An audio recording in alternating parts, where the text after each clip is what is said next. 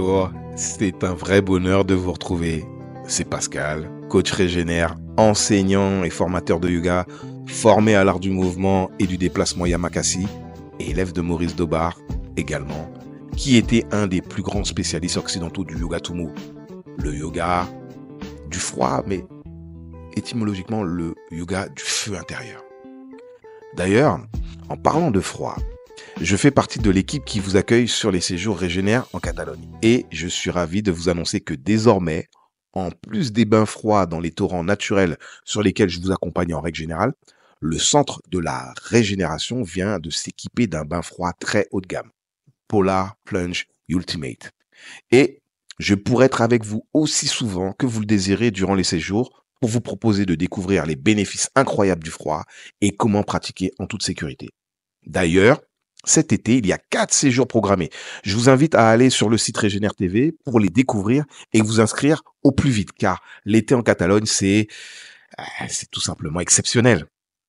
Fruits locaux à gogo, des randonnées à la mer, des découvertes de criques sauvages, et puis tout le centre de la régénération avec les bains chauds, le sauna Sunlighten infrarouge, la piscine naturelle, sans parler bien sûr de la cuisine vivante de notre équipe qui est au top, des cours, des séminaires quotidiens, tout ça encadré par toute l'équipe Régénère, dont moi-même. Tout ça au service de votre bien-être et de votre santé. Et je ne voudrais pas paraître trop enflammé, mais franchement, c'est exceptionnel. Vraiment. Alors, je m'enflamme, mais c'est vraiment exceptionnel. Revenons au sujet du jour, qui est dans la droite ligne des 2 ou 3 podcasts précédents, parce que, souvenez-vous, dans le précédent podcast, je vous disais, ce n'est pas votre fatigue, c'est votre mode de vie. Aujourd'hui, on continue d'élargir le focus. Je vais vous annoncer une autre chose. Ce n'est pas votre tension artérielle, ce n'est pas votre sang trop épais, ce n'est pas votre cholestérol. C'est encore une fois le reflet de votre mode de vie, de ce que vous demandez à votre organisme et de ce que vous ne lui donnez plus. Vous allez comprendre. Vous allez comprendre aujourd'hui un enchaînement redoutable, silencieux mais très courant, qui mène à ce qu'on appelle une hyperviscosité sanguine. Et souvent, en parallèle à une augmentation de la tension et des niveaux de cholestérol. Et surtout, je vais vous expliquer pourquoi agir uniquement sur ces symptômes, type baisser la tension, fluidifier le sang artificiellement, prendre des statines pour baisser les niveaux de cholestérol, tout cela est non seulement inefficace à long terme, mais souvent même dangereux. Ouais, dangereux. Pourquoi ? Parce que l'on prend le problème à l'envers en confondant cause et conséquence. Si vous avez mal aux pieds, parce que vous avez un clou dans la semelle de vos chaussures, prendre un antidouleur est certes efficace pour ne plus sentir la douleur, mais aura pour conséquence que le clou qui vous lacère le pied continuera de causer des dégâts. C'est donc au final carrément dangereux, on est d'accord. Car on a oublié que la douleur est un signal, pas un problème à traiter pour lui-même, et que tous les symptômes, sang épais, hypertension, cholestérol élevé, douleurs diverses et variées, ne sont que des indicateurs d'une cause plus profonde en amont. Et que c'est cette cause qu'il faut investiguer et résoudre. Et en ce sens, oui, supprimer les symptômes sans aller à la cause est grave et lourd de conséquences. Cela vous fait vous enfermer dans votre erreur et votre dégradation de santé. D'ailleurs, je vais faire mon titi, là. Si tant est qu'on peut faire titi. Irremplaçable, frérot. Vous savez comment ça se passe. Tu commences avec un cachet d'antidouleur à 20 ans, tu finis avec une boîte à avaler tous les matins à 50 ans. Où y a-t-il de la santé là-dedans ? L'accent catalan n'est pas au point. Excusez-moi. Mais, de toute façon, Titi est irremplaçable. Alors, intéressons-nous au système circulatoire, par exemple, avec quelques symptômes courants. Souvenez-vous que ce raisonnement peut s'appliquer partout ailleurs dans votre corps. Hein. Partout. Hein. Dans le podcast précédent, je mentionnais la notion d'hyperviscosité sanguine, qui en a intrigué plus d'un. Donc, qu'est-ce que c'est ? C'est un sang qui circule moins bien, plus épais, plus chargé en éléments. Ce n'est pas juste un problème de sang. C'est un reflet d'un encrassement global du milieu intérieur. Surcharge métabolique, des protéines mal digérées, lipides oxydés, des résidus de stress oxydatif, une déshydratation chronique, sédentarité, stress chronique, donc élévation du cortisol, glycémie plus haute, sang plus visqueux. Hein, c'est un cortège bien connu. Inflammation silencieuse, ça augmente la fibrinogène et rend donc le plasma plus épais.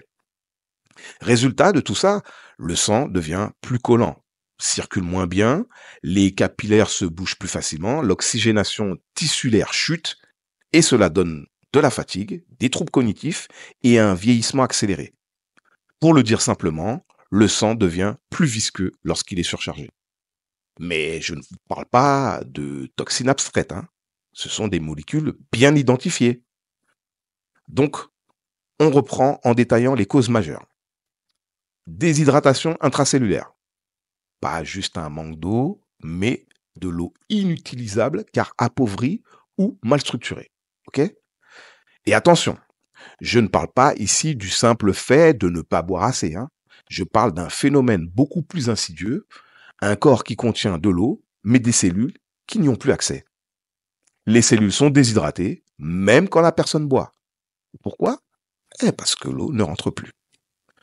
Quand le terrain est surchargé, quand le stress est chronique, quand le corps est en acidose latente, les membranes cellulaires perdent leur fluidité. Les canaux aquaporines ne fonctionnent plus correctement. Les minéraux intracellulaires, type potassium, magnésium, sont carencés. C'est-à-dire que c'est l'intérieur même de la cellule qui est déminéralisé et donc n'arrive plus à fixer l'eau. Et par-dessus tout ça, le stress bloque les récepteurs qui devraient laisser entrer l'eau. Résultat, l'eau reste bloquée dans le sang et les tissus, et les cellules, elles, crèvent de soif. Et là, le corps tente de compenser. Il va mobiliser l'eau du plasma sanguin pour essayer d'hydrater les cellules, mais ce faisant, il concentre le sang. Le plasma s'appauvrit en eau, les globules rouges deviennent plus nombreux par volume, le sang s'épaissit mécaniquement. C'est ce qu'on appelle l'hémoconcentration. Et c'est un facteur majeur d'hyperviscosité. Et donc, encore une fois, la cascade de conséquences, c'est sang plus épais, circulation ralentie, besoin d'augmenter la pression artérielle pour maintenir le débit. Et voilà comment, simplement à cause d'un manque d'eau cellulaire, on se retrouve avec une hypertension, une fatigue chronique, un cerveau embrumé et un système cardiovasculaire en lutte constante. On va parler de l'excès de protéines mal digérées, avec des peptides circulants, de l'urée et de l'acide urique. Quand on parle de surcharge protéique, la plupart des gens pensent trop de viande égale cholestérol ou acide urique. Mais c'est beaucoup plus large que ça et surtout beaucoup plus sournois. Déjà, comprenez bien que tout commence dans l'intestin, pour pas changer. Les protéines que l'on mange doivent être coupées par les enzymes digestives, protéases, coupées pour devenir en fait des acides aminés simples. D'accord ? Mais si la mastication est insuffisante, le bol alimentaire est trop complexe, des protéines, plus des féculents, plus des graisses. Le pH de l'estomac est trop élevé, hypochloridrie, pas assez acide. Ou si le pancréas est affaibli, alors les protéines ne sont pas complètement digérées. Et là, le problème commence. Des déchets circulants commencent à s'accumuler, ces protéines partiellement digérées donnent des peptides, protéines résiduelles, fragments trop gros, en gros, pour être correctement assimilés, qui passent dans le sang en l'état, surchargent le foie et le système immunitaire, favorisent l'inflammation chronique de bas grade et participent à l'épaississement et l'encrassement du sang. On peut parler aussi des polypeptides fermentés. Ce sont des fragments de protéines partiellement digérés qui, au lieu d'être assimilés, subissent une fermentation par les bactéries intestinales, produisant des toxines, des gaz et des composés putrides qui passent dans le sang, qui augmentent la charge toxique, qui enflamment le terrain et épaississent le plasma. L'ammoniac, produit par certaines bactéries de putréfaction lors de la dégradation incomplète des protéines. C'est une toxine neuroexcitante, l'ammoniac, hépatotoxique, qui surcharge le foie, perturbe l'équilibre acido-basique et contribue à l'encrassement sanguin et à l'augmentation de la viscosité. On peut parler également des produits de glycation ou d'oxydation des acides aminés. Les produits de glycation ou d'oxydation des acides aminés sont en fait des molécules issues de réactions chimiques entre les acides aminés mal digérés et des sucres ou des radicaux libres qui génèrent des composés instables, inflammatoires et rigidifiants pour les tissus, contribuant à l'épaississement du sang ou au vieillissement cellulaire. Toutes ces molécules passent la barrière intestinale, surtout si celle-ci est poreuse, et se retrouvent donc dans la circulation sanguine. Et une fois dans le sang, elles surchargent le foie, qui doit les transformer ou les neutraliser. Ces molécules augmentent la charge osmotique et métabolique du plasma en attirant et retenant l'eau hors des cellules. Tout ceci déséquilibrant les échanges hydriques, sollicitant davantage les organes d'élimination et rendant le sang plus concentré, donc plus visqueux.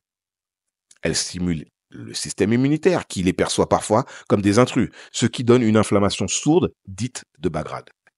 Et elles alourdissent la composition du sang. Petit aparté, pour parler d'un phénomène clé que presque personne n'explique, mais qui est fondamental pour comprendre pourquoi votre sang s'épaissit et pourquoi vous êtes fatigué. C'est l'osmose. Je viens d'utiliser ce mot, alors je l'explique, d'accord ? L'osmose, c'est un principe de base du vivant. L'eau se déplace toujours vers là où il y a le plus de concentration. L'eau se déplace toujours vers là où il y a le plus de concentration. Elle traverse les membranes des cellules pour diluer les milieux trop chargés en molécules, protéines, sucres, déchets métaboliques. Donc, si votre plasma sanguin est trop concentré, trop encombré, en protéines mal digérées, en peptides résiduels, en urée, en toxines circulantes, eh bien, alors, l'eau sort des cellules pour aller diluer ce plasma. On va du milieu le moins concentré, la cellule, vers le plus concentré, le sang. C'est mécanique. Et c'est là que tout s'inverse. Vous buvez, vous avez de l'eau dans votre corps, mais vos cellules se vident.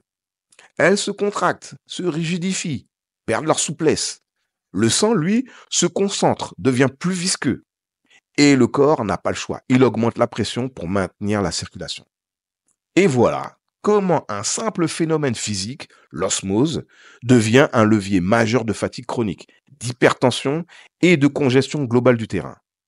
Le vrai problème, ce n'est pas seulement de boire plus, c'est de boire intelligemment pour que l'eau puisse rentrer dans les cellules, pour que le plasma cesse d'être une décharge et pour que le corps retrouve sa fluidité naturelle. On y reviendra dans un prochain podcast. Je le note là. Vous voyez, c'est ça qui est fabuleux avec le corps et la physiologie humaine. Une fois qu'on commence à vraiment s'y intéresser, on plonge dans une sorte de danse incroyable du vivant où tout fonctionne ensemble, dans une sorte de ballet à la fois ultra complexe et tellement simple finalement. Ultra complexe dans ses détails, mais simple dans sa finalité qui est de maintenir la vie coûte que coûte, maintenir la vie coûte que coûte. Tous ces symptômes sont des symptômes de vie, pas de mort ni de maladie.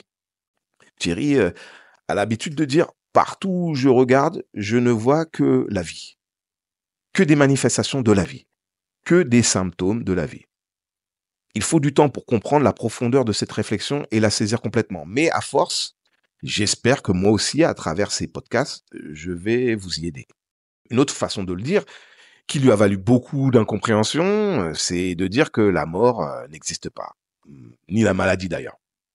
Il n'y a que la vie, une vie en force ou en faiblesse, mais ce ne sont que des échelles de vitalité. La vitalité zéro, c'est l'arrêt que l'on nomme mort physique, mais il n'y a rien d'autre que la vie. Partout, je ne vois que la manifestation de la vie en toute chose, à tout moment. J'y reviendrai, ok ? Je laisse un peu décanter, on va y revenir. Bon, d'ailleurs, revenons à notre danse là de la vie. Les conséquences directes de tous ces phénomènes, c'est un sang plus visqueux. Plus il y a de déchets azotés, peptides circulants et sous-produits de fermentation, plus le sang devient épais, collant, inflammatoire. Le foie doit donc transformer l'ammoniac en urée, ce qui donne une surcharge hépatique. Les reins doivent excréter l'urée et hop, une surcharge rénale. Et le sang devient un milieu lent, plus concentré, moins fluide. Cette surcharge n'est visible ni dans les transaminases, ni dans la créatinine au début. Mais elle fatigue le système, jour après jour. On rajoute encore d'autres facteurs qui peuvent contribuer à l'épaississement du sang. Des lipides oxydés, comme le cholestérol LDL oxydé, ou les triglycérides non utilisés. Ce sont des graisses dénaturées par les radicaux libres qui encrassent la paroi vasculaire et qui déclenchent l'inflammation et épaississent le sang, contribuant ainsi à l'augmentation de la viscosité et au stress cardiovasculaire. L'hyperglycémie chronique. Hyperglycémie chronique, mais ça entraîne la glycation des protéines, un encrassement irréversible où le glucose se fixe sur les protéines du sang, comme l'hémoglobine par exemple. Ce qui rigidifie les globules rouges, les rend moins déformables dans les capillaires, ralentit donc la circulation sanguine et augmente, de fait, la viscosité du sang.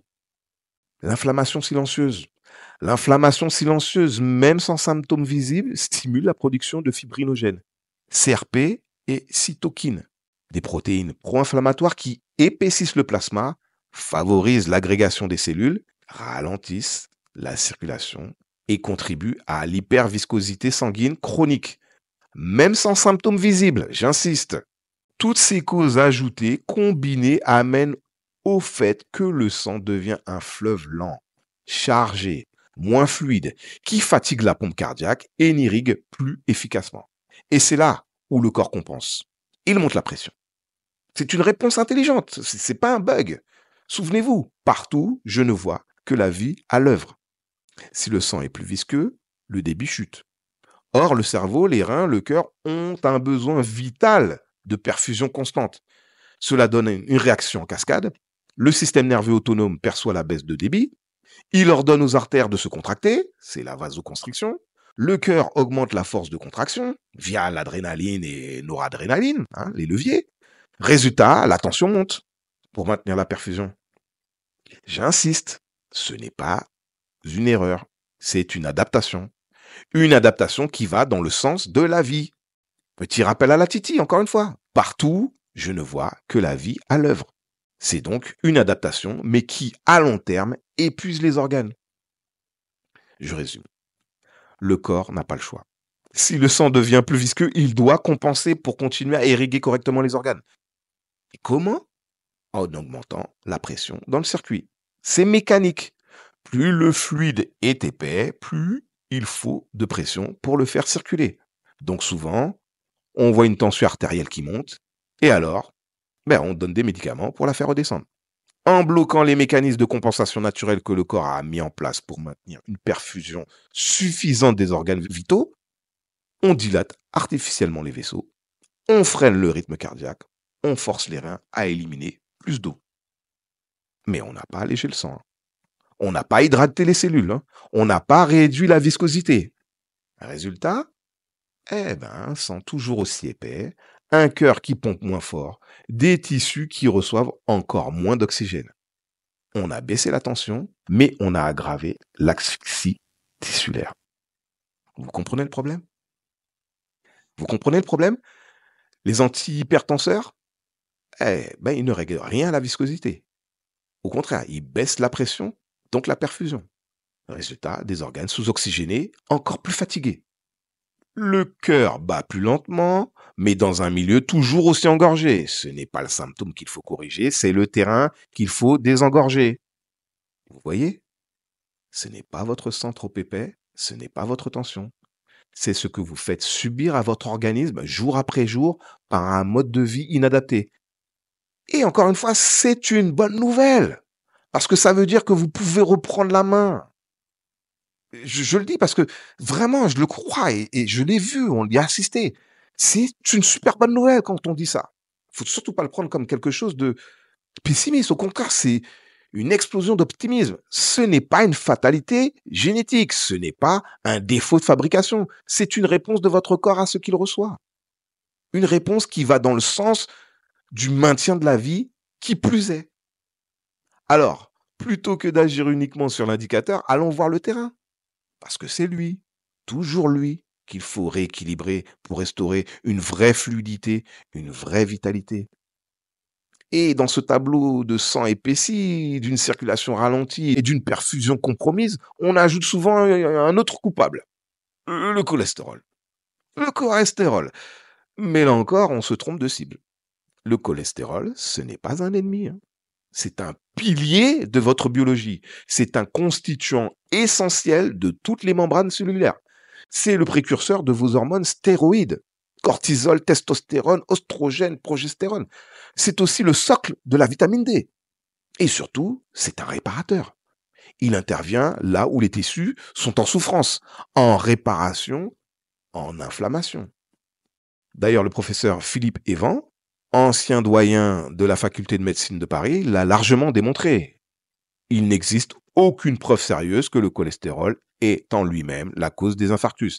Il a même qualifié la peur du cholestérol de plus grand mensonge médical du siècle, pointant du doigt les conflits d'intérêts entre laboratoires et recommandations officielles. Le cholestérol n'est pas un poison. C'est une réponse adaptative, un acteur de la réparation, un outil du vivant. Donc, quand il est élevé, ce n'est pas un problème en soi. C'est souvent un marqueur d'un terrain en détresse, d'un organisme qui tente de réparer, de tamponner, de répondre. Et que fait-on? On lui tape dessus avec des statines, ces médicaments qui bloquent la production de cholestérol dans le foie. En bloquant le cholestérol, elle bloque la production d'hormones stéroïdiennes issues du cholestérol. Entre autres, l'aldostérone, le cortisol, d'où le corps dérive cette cortisone anti-inflammatoire d'ailleurs, la testostérone, l'oestrogène, les progestérones.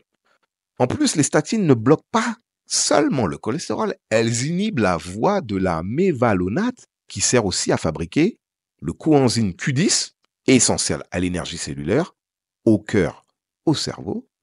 Elle inhibe les molécules antioxydantes et même certains composés immunitaires. Vous imaginez le carnage?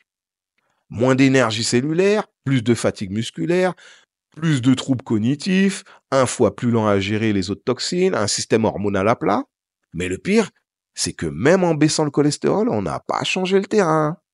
Le sang est toujours épais, la tension reste élevée, et on a retiré un outil de réparation au corps. C'est comme casser le thermomètre quand on a 40 de fièvre. Ça ne fait pas baisser la fièvre, ça supprime juste le signal. Et c'est là où tout se tient. Quand le terrain est enflammé, congestionné, en surmenage, le cholestérol monte parce qu'il agit comme un matériau de réparation pour les membranes cellulaires abîmées et comme un tampon protecteur face à l'inflammation, en stabilisant les tissus lésés et en limitant les dégâts causés par les radicaux libres et l'oxydation. Le sang s'épaissit parce qu'il se charge en déchets métaboliques, en protéines glyquées, altérées par le sucre, en lipides oxydés et en molécules pro-inflammatoires, ce qui rend le plasma plus dense, ralentit la circulation et oblige le corps à augmenter la pression pour maintenir une perfusion suffisante. La tension augmente parce que le corps s'adapte à l'épaississement du sang pour continuer à irriguer correctement les organes malgré la perte de fluidité. Il élève la pression artérielle en contractant les vaisseaux et en augmentant la force de pompage du cœur. Une stratégie de survie, pas une erreur, pas du tout. Le système s'essouffle parce que ces adaptations, comme l'élévation de la tension artérielle, comme l'activation chronique du système nerveux autonome, comme la production continue d'adrénaline et de cortisol, tout cela coûte énormément d'énergie au corps, épuise les réserves surrénaliennes, fatigue le cœur, dérègle l'équilibre hormonal et finissent par user prématurément les organes, jusqu'au moment où l'organisme n'arrive plus à compenser. Ce n'est pas le cholestérol qu'il faut faire tomber. C'est la charge qu'il faut réduire. C'est le terrain qu'il faut assainir. C'est la vie qu'il faut soutenir. Alors, posons-nous la vraie question. Est-ce que les statines soutiennent la vie? Est-ce que les antihypertenseurs restaurent la vitalité? Est-ce que les médicaments qui bloquent les adaptations du corps nous aident à guérir? Ou est-ce qu'ils nous anesthésient en profondeur? La réponse est claire. Ils ne font que taire les alarmes sans éteindre l'incendie. Et souvent, ils coupent les voies de secours qu'avait mises en place le corps pour maintenir l'équilibre. Soutenir la vie, ce n'est pas l'empêcher de faire son travail. Soutenir la vie, ce n'est pas l'empêcher de faire son travail. C'est alléger, nourrir, relancer les fonctions fondamentales, pas les court-circuiter. Alors encore une fois, pourquoi c'est dangereux de traiter uniquement le symptôme? On insiste sur le fait uniquement les symptômes. D'accord? Parce que, en croyant que ça y est, c'est bon, ma tension est redevenue normale, on masque le problème au lieu de le résoudre. On oublie que si le sang reste visqueux, les risques d'accidents vasculaires, de microthrombose, d'infarctus restent bien présents. même avec une tension normale sous traitement. On entretient un cercle vicieux. Fatigue, sédentarité, encrassement accru, encore plus de viscosité, encore plus de compensation par la tension. Voilà. Je pense que là, vous l'avez compris. Le corps ne se trompe pas. Il ne se trompe jamais, hein. Il ne crée pas des symptômes au hasard, hein. Il compose, il adapte, il compense. Parfois au prix fort. Pour maintenir la vie, coûte que coûte. Et notre travail à nous, ce n'est pas de faire taire cette vie. Ce n'est pas de court-circuiter les mécanismes du vivant, mais au contraire, de les écouter, de les comprendre et de les accompagner. S'il vous plaît, retenez ceci. Je me le dis à moi-même, hein. Ce qu'on appelle maladie n'est souvent que la tentative désespérée du corps de se maintenir debout dans un environnement devenu hostile. Et ce qu'on appelle normalisation biologique par les médicaments n'est parfois qu'une illusion de santé, un déguisement de symptômes, sans transformation réelle du terrain. Alors, oui, il est temps d'inverser le regard, de ne plus avoir peur de nos symptômes, mais de les accueillir comme des signaux de réveil et d'agir là où ça compte vraiment, sur notre hygiène de vie, notre alimentation, notre respiration, notre rapport au monde et à nous-mêmes. Et si vous ressentez le besoin de ne pas juste entendre tout cela dans vos écouteurs, mais de le vivre dans votre chair, dans un lieu porteur, avec une équipe bienveillante pour vous guider, alors venez cet été vivre l'expérience Régénère. Venez vivre l'expérience. Rejoignez-nous en Catalogne, là où tout a été pensé pour vous permettre d'expérimenter cette régénération. En profondeur, en douceur, à votre rythme. Et des torrents pour vous immerger, des fruits pour vous nourrir, des pratiques pour vous reconnecter et une équipe pour vous accompagner. Et il ne s'agit pas de fuir votre quotidien, mais de vous reconnecter à une autre manière d'habiter votre corps, votre cœur, votre vie. Toutes les infos vous attendent sur le site Régénère TV. Je vous retrouve très bientôt, peut-être en Catalogne d'ailleurs. Et d'ici là, prenez soin de vous. Pas en luttant contre la vie, mais en apprenant à marcher avec elle. À très bientôt.